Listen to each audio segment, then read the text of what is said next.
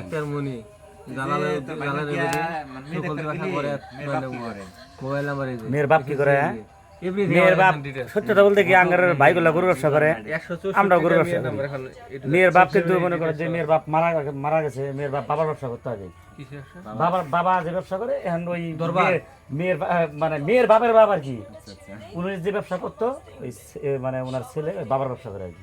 একটা বাবার ব্যবসাটাই করে উনি। আমি যখন গরু ব্যবসা ভাই করে আমিও করি প্রফেশনাল। ওই বাবা আর কি মানে মেয়ের মানে বাবা যা করতো মেয়ের এই বাপও বাবার ব্যবসায় করে, বাবার ব্যবসা করে। বাবার ব্যবসা করা ভালো না? কোন বাবা?